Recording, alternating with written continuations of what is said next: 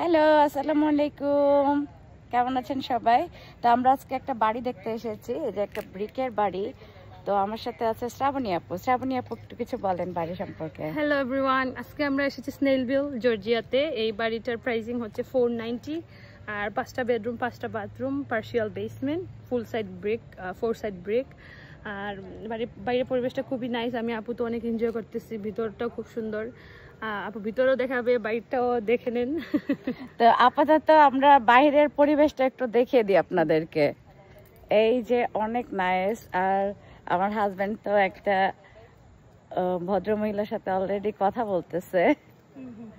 তো এই যে অনেক সুন্দর কমিউনিটি, মনে হচ্ছে ভালোই হবে।